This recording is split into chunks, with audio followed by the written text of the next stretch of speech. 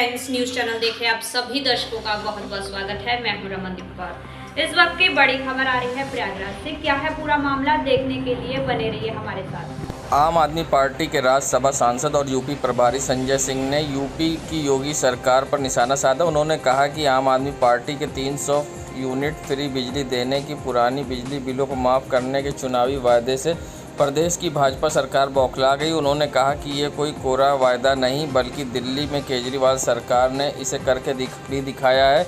उन्होंने कहा कि आम आदमी पार्टी के 300 यूनिट फ्री बिजली और बकाये बिल माफ़ करने के इस बयान पर यूपी कृषि सूर्य प्रताप शाही की जनता को मुफ्तखोर और लालची बताकर उनका अपमान कर रहे हैं। उन्होंने कहा कि कृषि मंत्री और मुख्यमंत्री को प्रदेश की जनता से माफ़ी मांगनी चाहिए।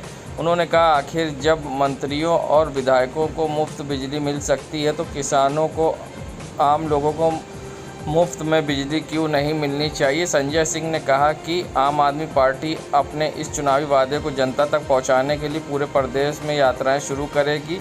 इसकी शुरुआत 5 अक्टूबर से प्रयागराज से ही होगी। आम आदमी पार्टी के राज्यसभा सांसद यूपी प्रभारी संजय सिंह ने कहा कि आम आदमी पार्टी प्रदेश की सभी सीटों पूरे दमखम के साथ चुनाव लड़ेगी। विधानसभा चुनाव को पहले बिजली को लेकर जिस तरह का ऐलान किया है, उसके बाद अब किस तरह की प्रतिक्रियाएं आ रही हैं? देखिए, 300 यूनिट बिजली फ्री और पुराने बकाया माफ, किसानों की बिजली फ्री और 24 घंटे बिजली, इस फैसले के बाद पूरी की पूरी भारतीय जनता पार्टी आम आदमी पार्टी को गाली देने में लग गई है। उत्तर प्रदेश की जनता को गाली देने में लग गई है। इनके मंत्री सूर्य प्रताप शाही जी कह रहे हैं उत्तर प्रदेश की जनता मुफ्तखोर है, लालची है। जनता को अपमानित कर रहे हैं आप।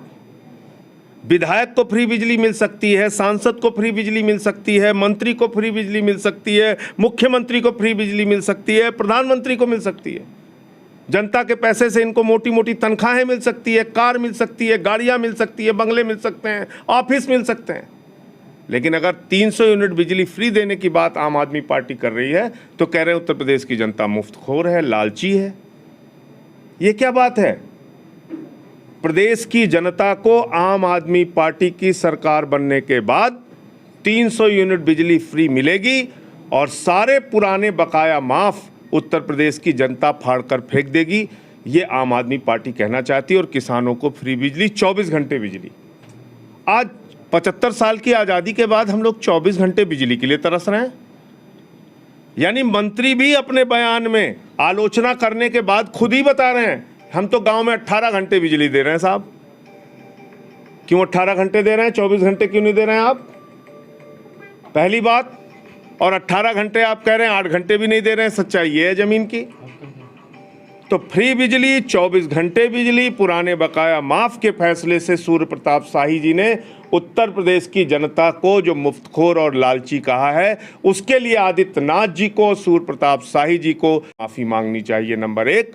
और आम आदमी पार्टी इस मुद्दे के प्रति पूरी तरह से प्रतिबद्ध है और हम लोग पूरे प्रदेश में फ्री बिजली को लेकर यात्राएं करेंगे, अभियान चलाएंगे, जिसकी एक शुरुआत 5 अक्टूबर को प्रयागराज से, इसी धरती से हम लोग करेंगे।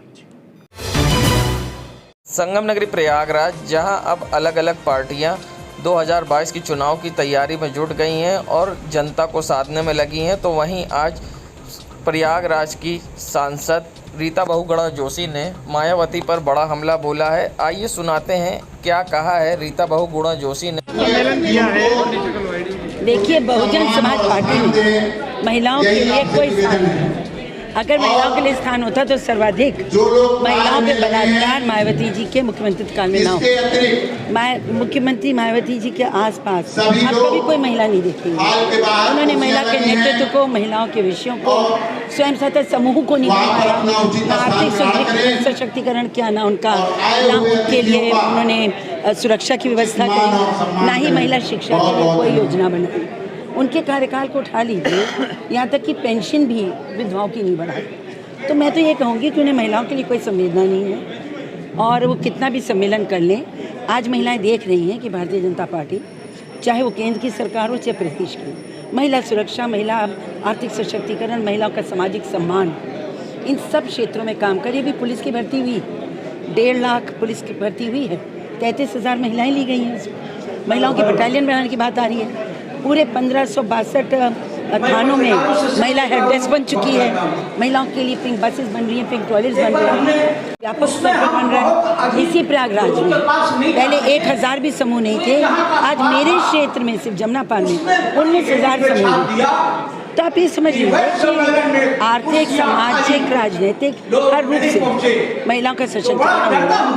देखिए, बीजेपी की तरफ जो लोगों का जबरदस्त झुकाव है, उससे घबरा गया, हम उस सेक्टर पकड़ गए। हम सबका साथ, सबके विकास की बात करते हैं, सबके विश्वास की बात करते हैं। तो हमारा जो सम्मेलन है वो प्रबुद्ध समाज के माध्यम से केंद्र प्रदेश की सोच, उनके कार्यक्रम और भावी जो योजना है उनको पहुँचाने का।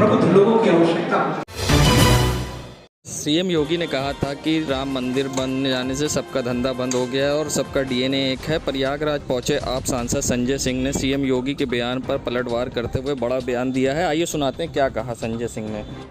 तो आदित्यनाथ जी तो बजरंगबली को भी दलित और आदिवासी बता देते हैं, वो तो सबका डीएनए चेक कर लेते हैं। कौन सी मशीन है भाई उनके पास, दिन रात इसी काम में लगे रहते हैं वो। और जब सबका डीएनए एक है तो फिर आप नफरत क्यों फैलाते हैं? आप बजरंगबली को दलित और आदिवासी क्यों कह रहे हैं?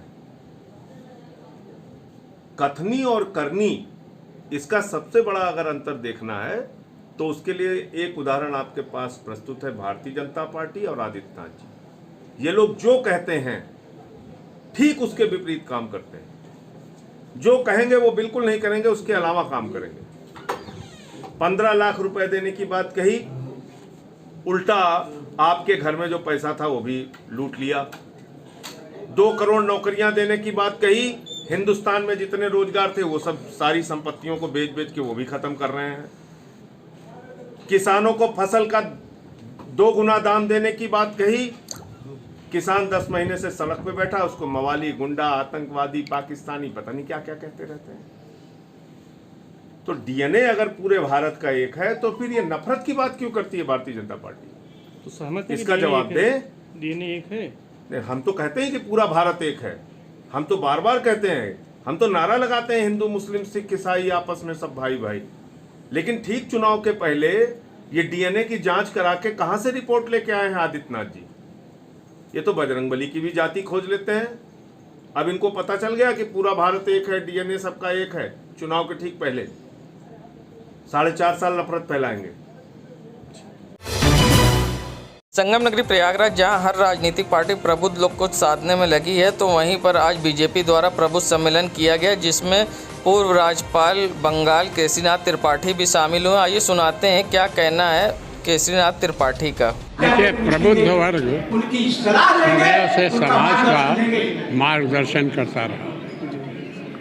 आज से नहीं, हमेशा से, अनादिकाल से हम जिसको प्रबुद्ध वर्ग मानते हैं या जो प्रबुद्ध वर्ग की श्रेणी में आता है, वो समय समय पर समाज का मार्गदर्शन करता था, राजनीतिज्ञों का भी मार्गदर्शन करता था, दूसरों का भी मार्गदर्शन। तो भावी समाज कैसा हमारा हो, हमें किस प्रकार की योजनाएं देश के अंदर लागू करना है, उस संबंध में सुझाव भी प्रबुद्ध वर्ग हमें देगा।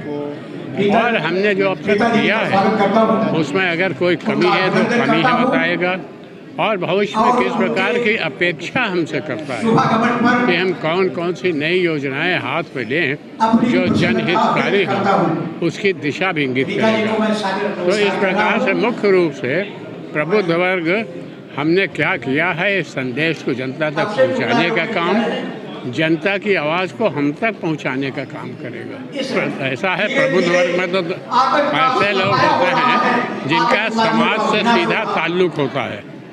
इसमें अधिवक्ता हैं, इसमें प्रोफेसर हैं, इसमें डॉक्टर्स हैं, इसमें उद्योगपति हैं, समाज सेवी हैं, सब हैं। तो ऐसे लोग जिनका लगातार समाज से संपर्क बना रहता है, तो सामाजिक समस्याओं से भली प्रकार से जानकारी प्राप्त होगी कि क्या आवश्यकता है, क्या आवश्यकता नहीं है, और हमने जो किए हैं सुधार, उनमें क्या कुछ कमी है, और नहीं तो उनका प्रचार प्रसार हो, हम उसको लेकर के जनता के बीच में कैसे जाएं, संदेश।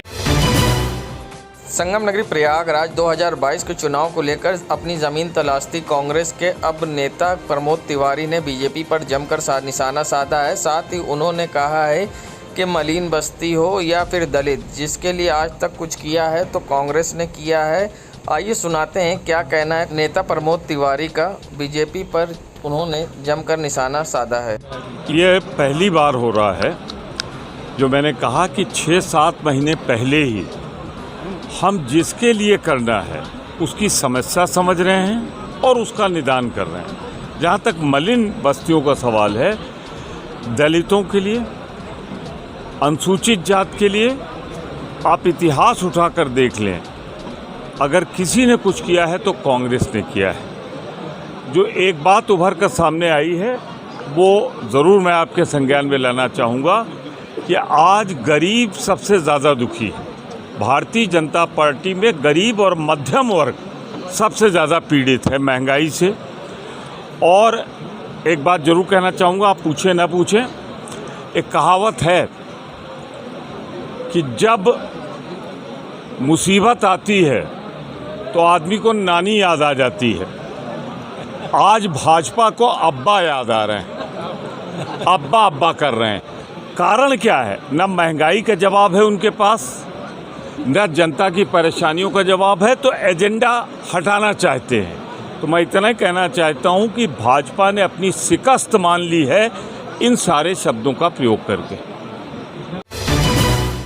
संगम नगरी प्रयागराज आम आदमी पार्टी की 100 लोगों की लिस्ट जारी करने पर डॉक्टर अल्ताफ ने किया साफ कि अभी प्रत्याशी पूरी तरह से नाम घोषित नहीं किया गया। 3 महीने के लिए विधानसभा का प्रभारी बनाया गया है, जिसमें अपने क्षेत्र में काम करना होगा, जिसके बाद पार्टी निर्णय लेगी कि इनको यहां से चुनाव लड़ाना है कि नहीं। आइए सुनाते हैं क्या कहना है आप जिला अध्यक्ष डॉक्टर अल्ताफ अहमद का। पार्टी ने अभी प्रभारी के तौर पर सभी लोगों को नियुक्त किया है और उनको 3 महीने के लिए पार्टी की तरफ से कुछ ना कुछ काम दिए जाएंगे और फिर उसके बाद उन्हीं को वो एक तरह से संभावित प्रभारी भी हैं और उन्हीं को फिर जो है प्रत्याशी के लिए फाइनल कर दिया जाएगा। ये पार्टी के अपना एक तरीका है ताकि हम लोग हर प्रत्याशी को बहुत ठोक बजाकर पार्टी मैदान पर उतार सके और जनता की हर उम्मीदों पर वो खरा उतर सके।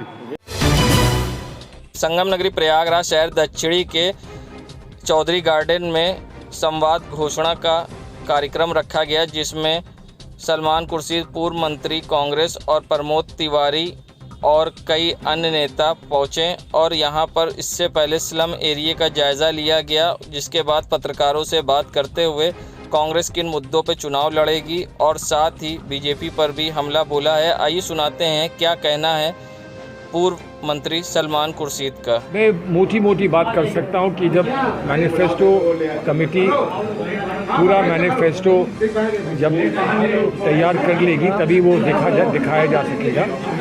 लेकिन किसानों की समस्या एक बहुत बड़ा मुद्दा है, नौजवानों का रोज़गार एक बहुत बड़ा मुद्दा है, महिलाओं को, दलितों को, बच्चों को, अल्पसंख्यकों को सुरक्षा एक बहुत बड़ा मसला है। और इसके साथ साथ जो प्रशासनिक व्यवस्था है वो चरमरा चुकी है, जितने हमारी संस्थाएं हैं वो टूट चुकी हैं।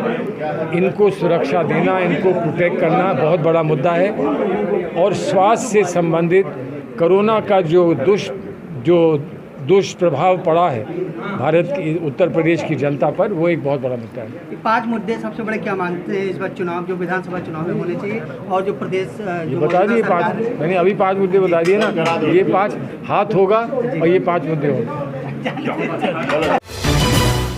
संगम नगरी प्रयागराज आप देख सकते हैं ये नज़ारा है रामबाग स्टेशन का। रेलवे स्टेशन की आप लाइनें देख सकते हैं पानी से किस तरह से डूबी हुई हैं। बरसात के बाद यहाँ यही हाल होता है, ये क्योंकि स्मार्ट सिटी है और स्मार्ट सिटी की रेलवे की लाइन भी पानी में डूबी होती है, जिससे आने जाने वाली ट्रेनों को पानी से होकर गुजरना पड़ता है। आप देख सकते हैं रामबाग रेलवे स्टेशन की पटरियाँ पूरी पानी में डूबी हुई हैं, मगर ज़िम्मेदारों को इसकी कोई परवाह नहीं है, ना ही पानी निकासी के लिए कुछ किया गया। मगर अक्सर यहाँ पर पानी से यहाँ रेलवे पटरी डूब जाती है, जिसके बाद भी ट्रेन का संचालन होता और इसी पानी से ट्रेनें गुजरती हैं। संगम नगरी प्रयागराज 2022 के चुनाव को लेकर अलग अलग पार्टियां प्रबुद्ध सम्मेलन कर रही हैं और प्रबुद्धों को साधने में लगी हैं। वहीं हमारे कैमरों को देखते हुए कुछ नेताओं ने चेहरे पर मास्क लगा लिया और प्रबुद्ध सम्मेलन में आप देख सकते हैं बिना मास्क के लोग बैठे दिखाई दिए और मेयर अभिलाषा भी बिना मास्क के लोगों को अंग वस्त्र पहनाकर सम्मानित करती दिखाई दी। और ज़्यादातर यहाँ पर आप देख सकते हैं लोग बिना मास्क के बैठे हुए हैं। एक दो लोग ने मास्क लगा रखा है और कोविड गाइडलाइन की जमकर धज्जियाँ उड़ाई गई। दूर दूर तक सोशल डिस्टेंसिंग नहीं दिखाई दी और आप देख सकते हैं यहाँ पर लोगों को खाने पीने की चीज़ें भी खुली आम सर्व करती दिखाई दी हैं। लोग वेटर यहाँ लगे थे, वेटरों के चेहरे पे मगर मास्क था, मगर यहाँ पर बीजेपी कार्यकर्ताओं नेताओं के चेहरे पर ज़्यादातर लोगों के मास्क नहीं था और कोविड गाइडलाइन की यहाँ प्रबुद्ध सम्मेलन में जमकर धज्जियाँ उड़ाई गईं और जिम्मेदार यहाँ अनजान थे और पहरे पर लगी पुलिस भी चुपचाप तमाशा देखती रही। देश दुनिया की खबरों के लिए world media times news channel को सब्सक्राइब करें।